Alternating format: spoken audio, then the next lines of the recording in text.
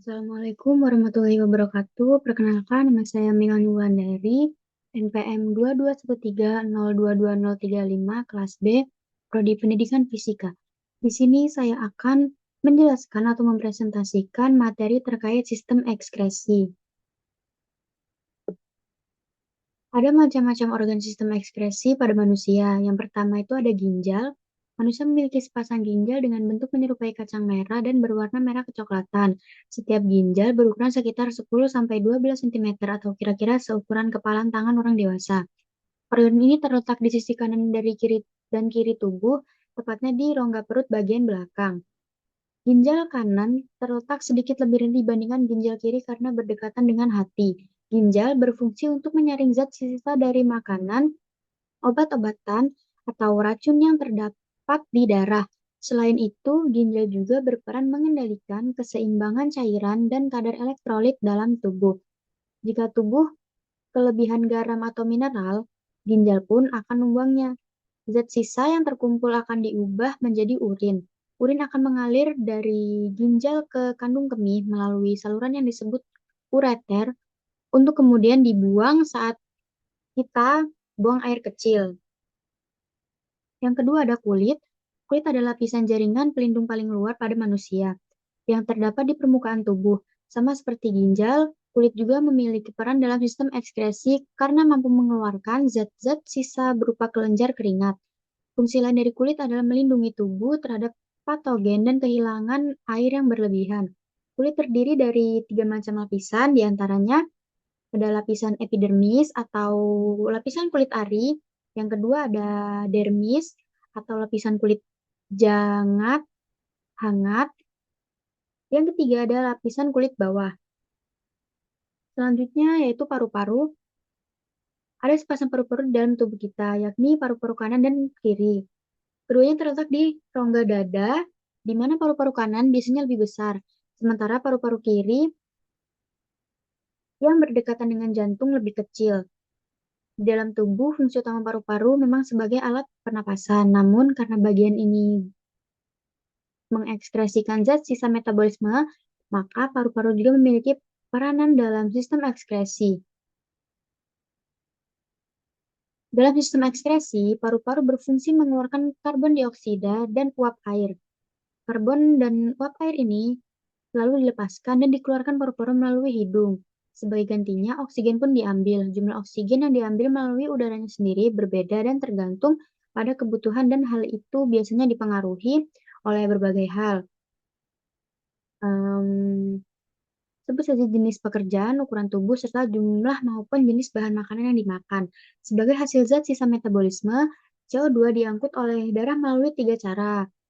Cara yang pertama yaitu karbon dioksida larut dalam plasma dan membentuk asam karbonat dengan enzim anhidrase 7% dari seluruh CO2. Cara yang kedua yaitu karbon dioksida terikat pada hemoglobin dalam bentuk karbomino hemoglobin 23% dari seluruh CO2.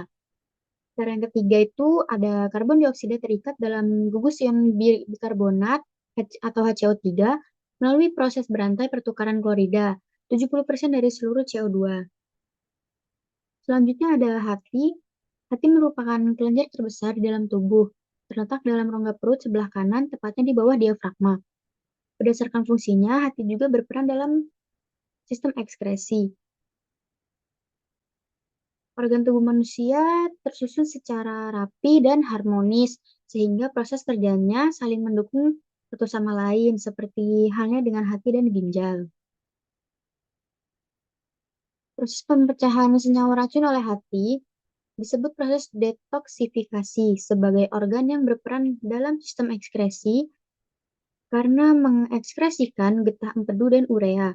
Hati memiliki beberapa fungsi, antara lain menghasilkan getah empedu, menghasilkan urea dan amonia, merombak sel-sel darah merah yang sudah tua, dan mensintesis beberapa zat. Yang kelima ada usus besar. Pada dasarnya, usus terbagi menjadi 2 bagian, yaitu usus kecil dan usus besar. Sebagian besar nutrisi dan sekitar 90% air yang terkandung dalam makanan dan minuman yang dikonsumsi setiap hari terserap di dalam usus kecil. Sementara itu, usus besar bertugas untuk menyerap sisa air dan nutrisi yang tidak bisa dicerna oleh usus kecil. Usai diserap, sisa makanan dan minuman tersebut diubah menjadi feses, lalu dibuang melalui dubur saat kita buang air besar.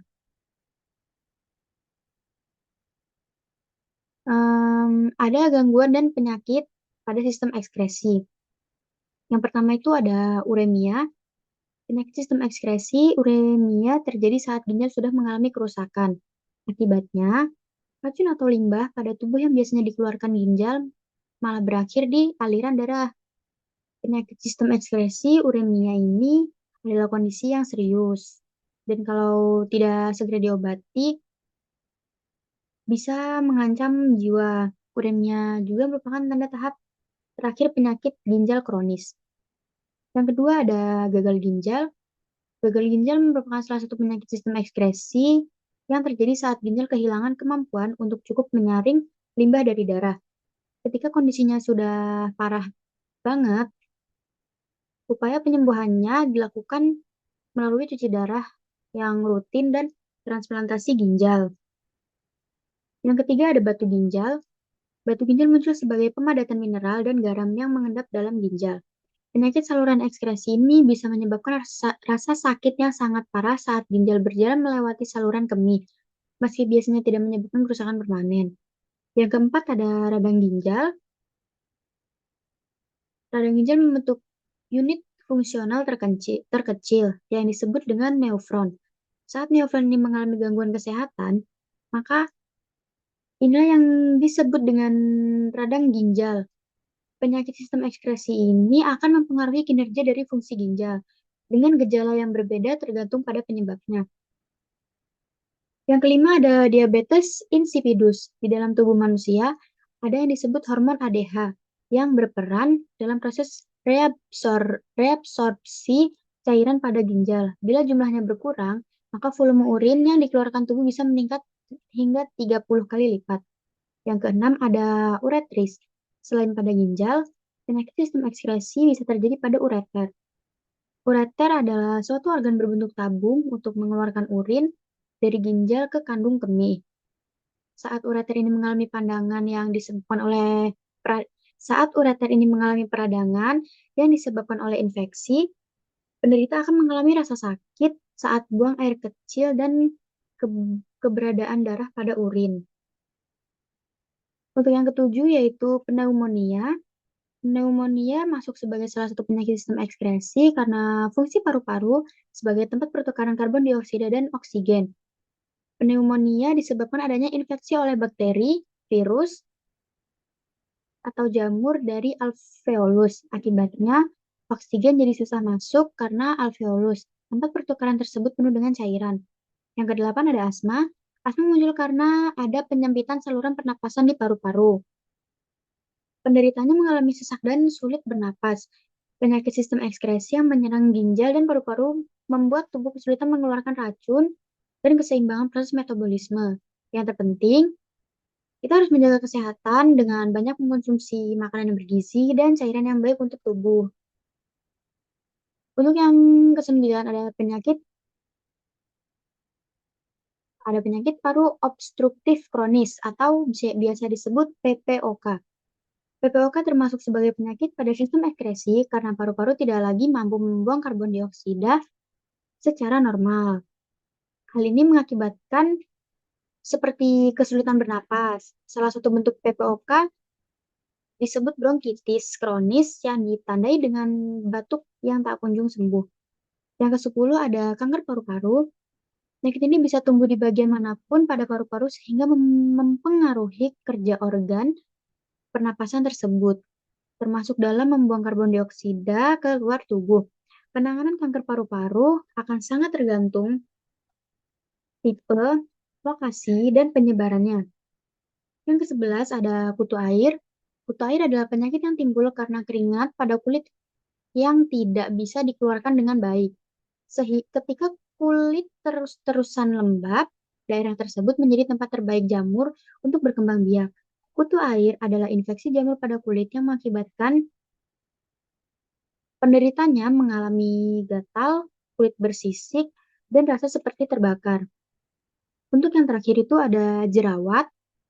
Jerawat sebetulnya bukan diakibatkan oleh keringat yang dibuang pada ekspresi. Namun, keringat yang menumpuk akan mengakibatkan munculnya bakteri yang menyebabkan jerawat.